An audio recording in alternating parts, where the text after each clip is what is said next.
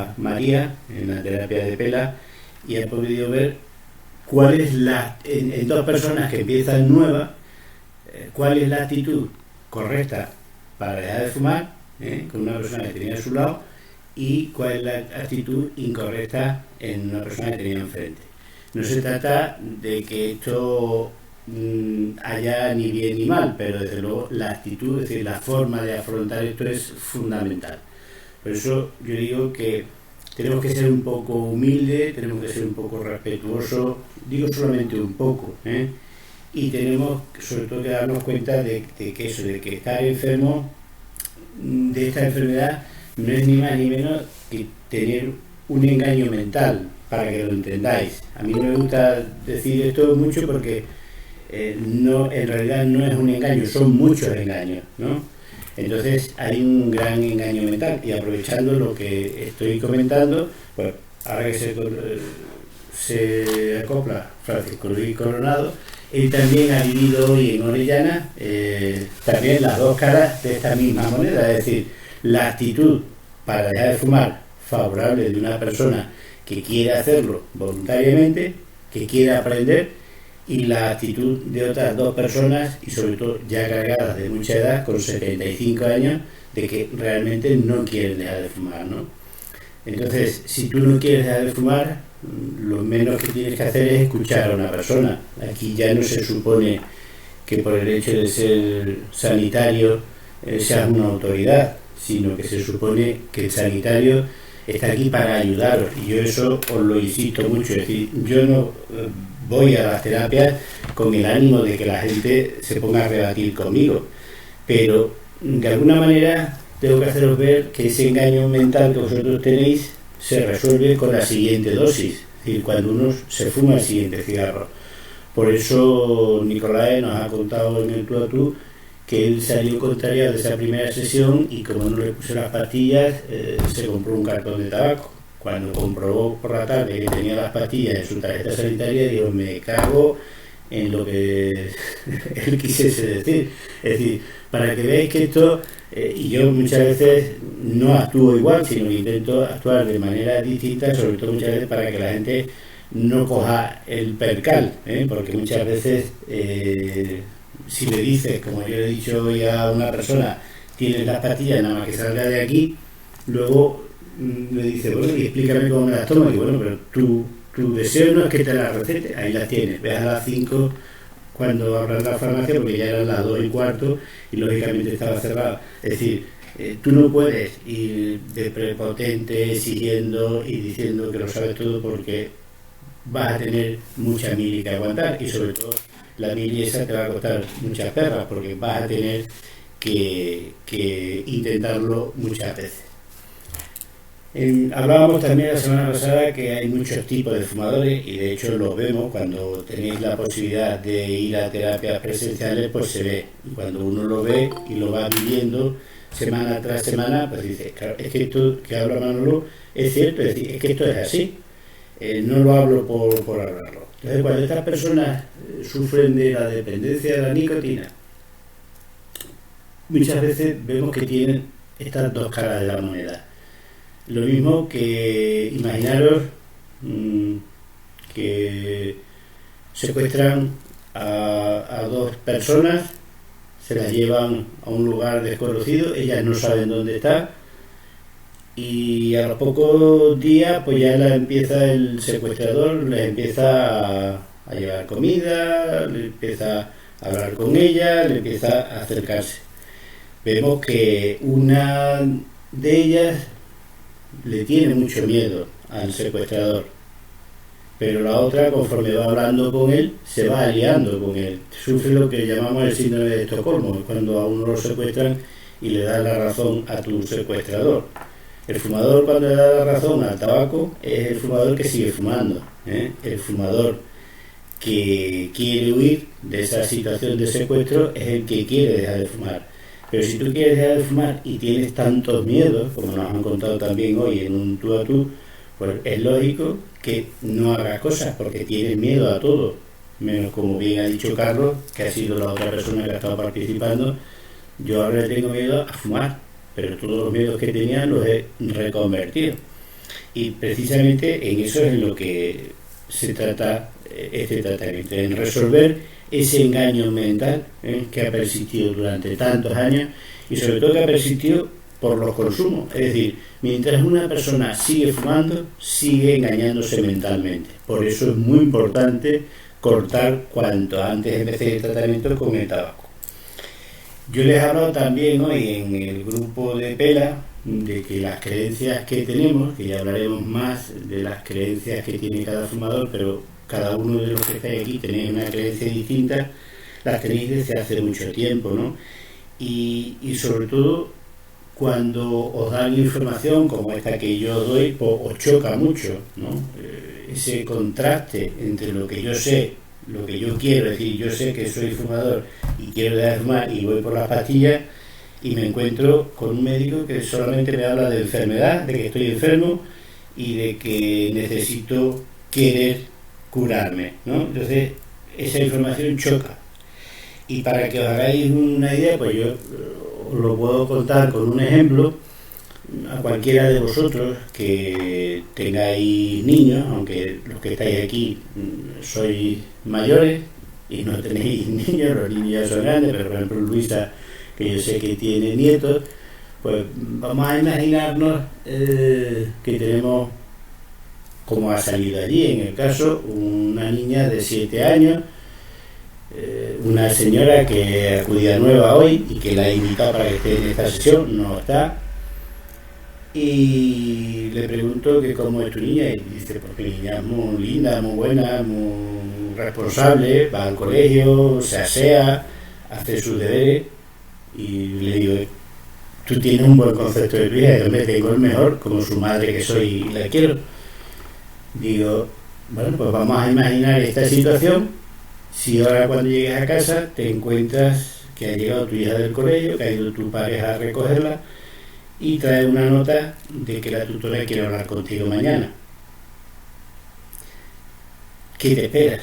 Dice, hombre, si me llama la tutora, por algo será. Bueno, pues vamos a imaginar que la tutora lo que te está diciendo es que tu hija lleva 2 semanas sin llevarlo a la escuela, que se pelea con los compañeros, que va mal aseada, que se le olvidan incluso los cuadernos que tiene que llevar. Dice, no, es que eso no puede ser, es decir, eso no tiene nada que ver. ¿Cómo encajas tú esa información que te está dando la tutora? Pues mal, es que la tutora tiene algo contra mí porque me ha visto ya de ir a llevarla y como yo soy tan bien parecida, tan guapita, ella tiene envidia de mí y a lo mejor me quiere dar por culo con mi hija. O puede pensar de que esta mujer es una tonta y que ahora la quiere coger conmigo, o puede pensar cualquier cosa, pero lo que no piensas es que la tutora lo que quiere es favorecerte o favorecer el desarrollo educativo de tu hija. Eso es lo último y te va a costar mucho entenderlo.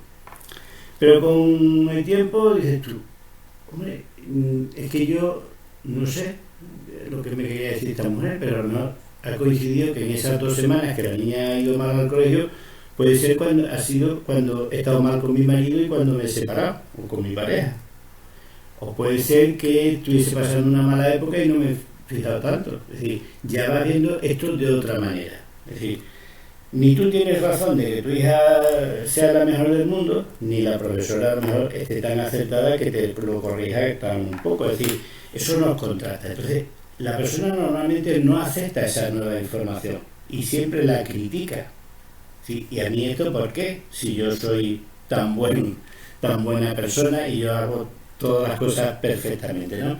Entonces, toda la información que os llega de nuevo, vosotros no la encajáis bien. La encajáis bien con el tiempo. Por eso yo les he dicho a las 4 personas que han hecho los tú a tú que hemos grabado esta tarde, que ojalá todos pudieseis hacer un tú a tú para que os comparaseis vuestra evolución a lo largo del tiempo y veáis cómo vais a progresar. Claro que uno no se atreve porque tiene muchos miedos a muchas cosas, ¿no?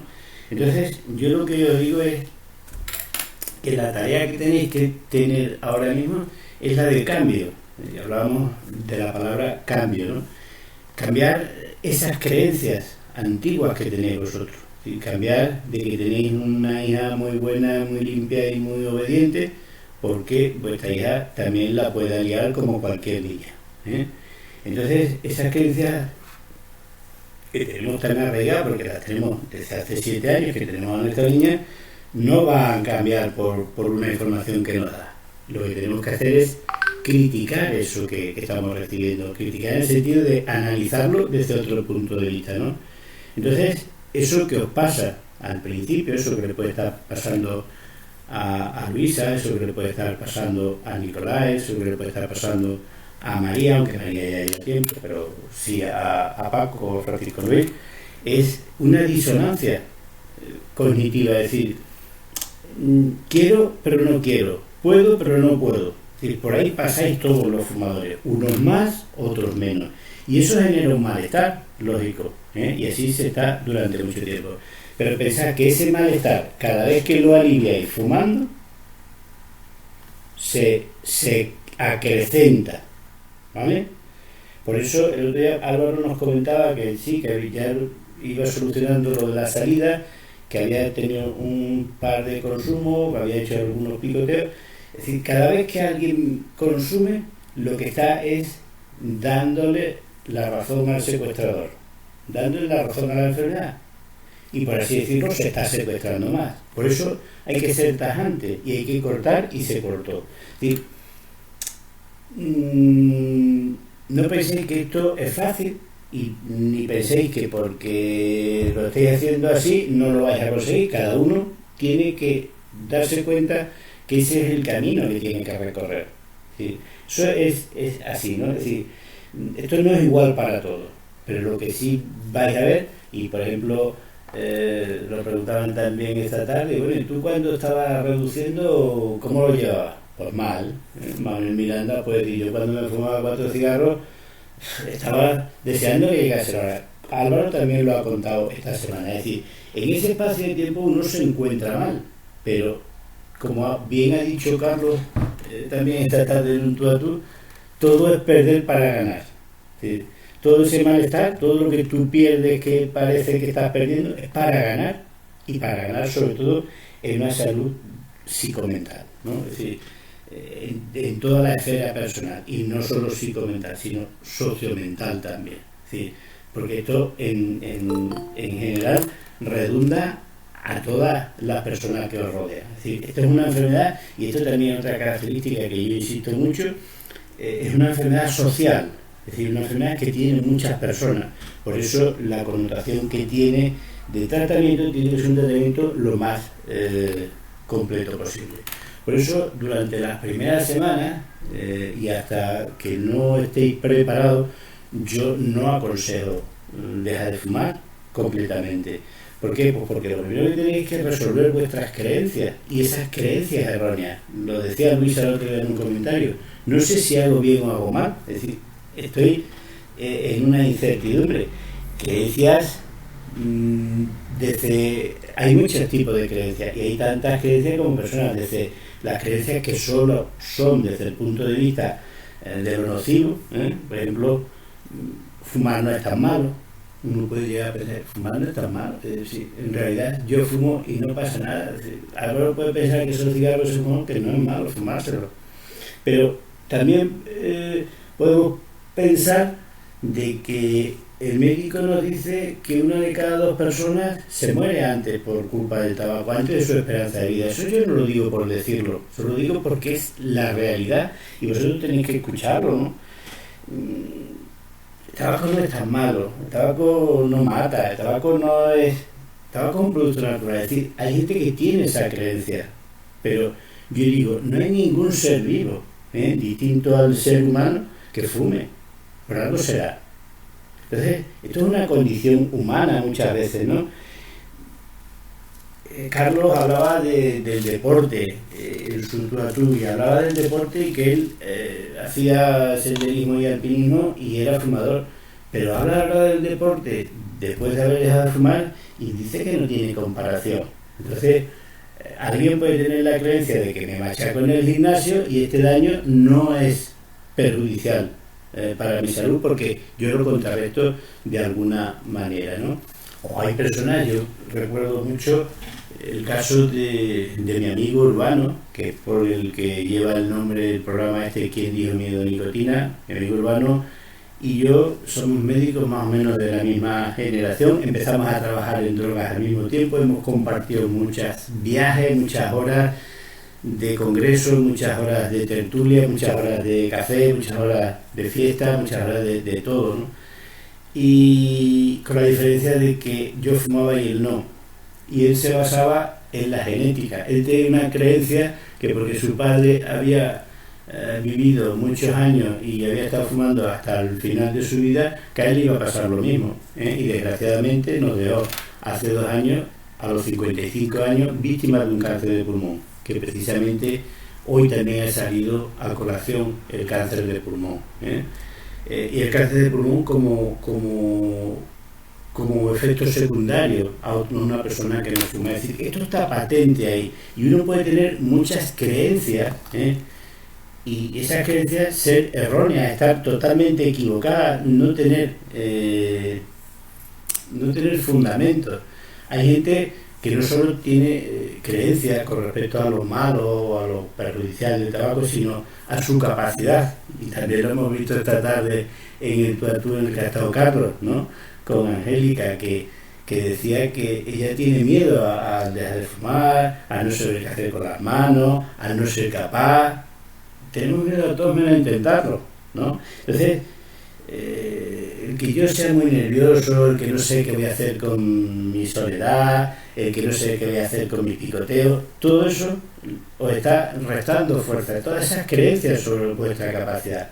Hay creencias sobre las consecuencias, es decir, quien piensa que porque deje de fumar, cada vez que deja de fumar le pasa algo malo. Yo me encuentro gente que te cuenta cosas que dices tú, ¿cómo puede ser que porque tú dejes de fumar vayas a tener un problema? Eso es imposible, si lo que vemos es todo lo contrario, es decir, lo que cuenta José Carlos o lo que cuenta Carmen Orillo. Y eso no me canso de repetirlo, de las bondades que tienen los tú a tú, porque ahí es donde tú realmente contrastas todo esto que te dice un profesional con lo que es el desarrollo de esta enfermedad o lo que tú estás viendo, ¿no?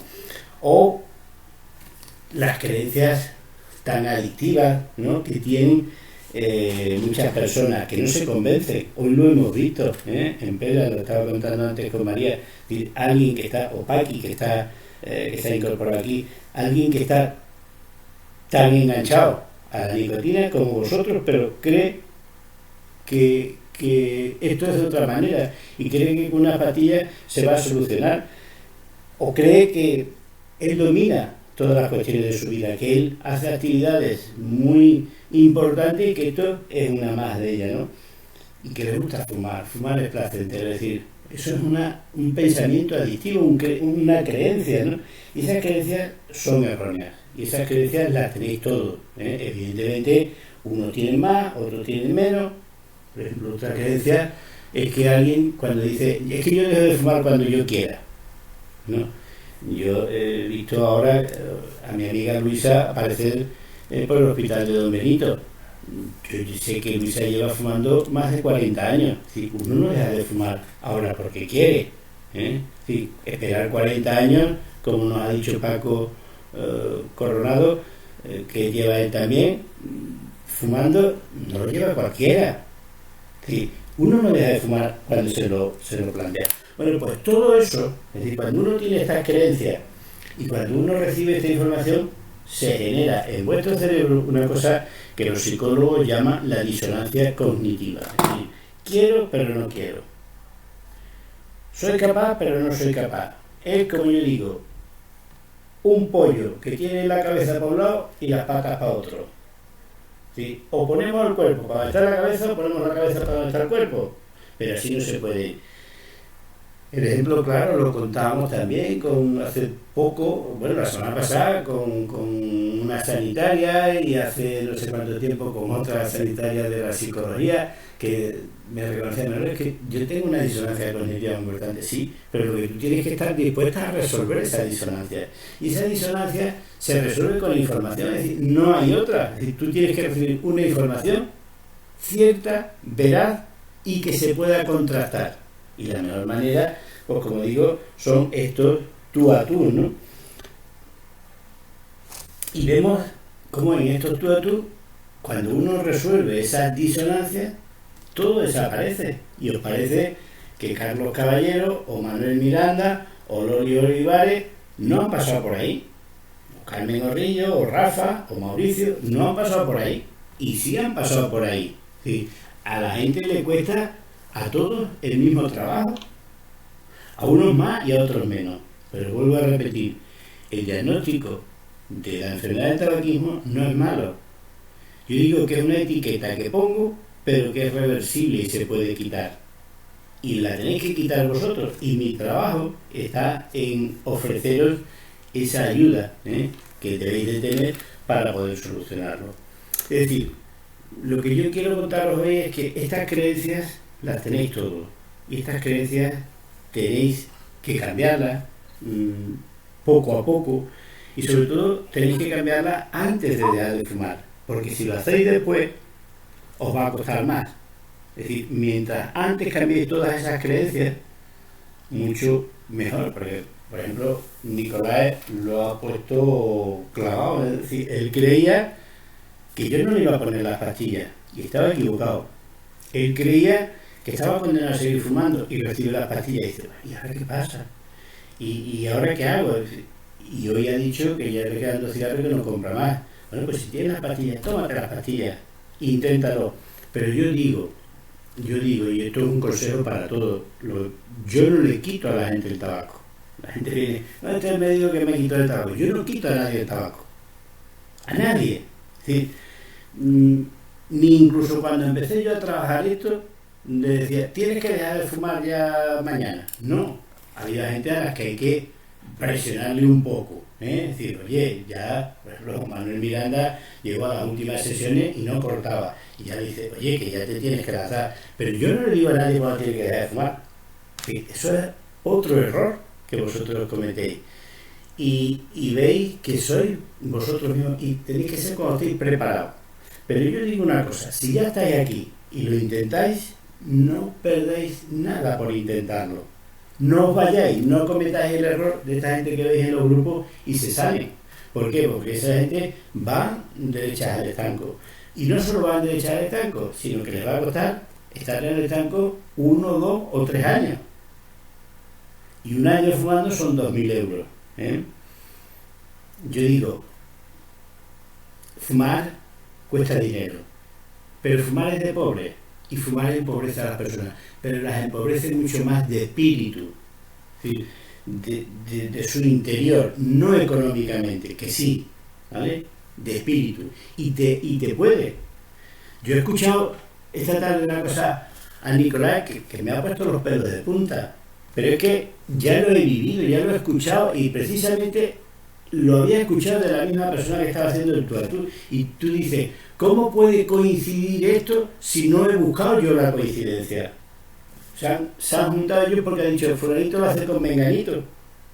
Bueno, pues Nicolás ha contado una cosa que me gustaría que la contase, ya que está aquí, para que veáis que esto toca la fibra.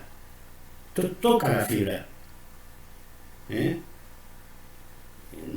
Prefiero que lo cuente él, si puede contarlo, y si no puede contarlo, no pasa nada, me lo indicas y lo cuento yo. Pero prefiero que lo contéis vosotros, para que os deis cuenta de que tenéis que emocionaros, que el que se emociona es el que se mueve. La emoción es movimiento. La gente que sabe de psicología dice que la emoción es lo que necesitamos para movernos.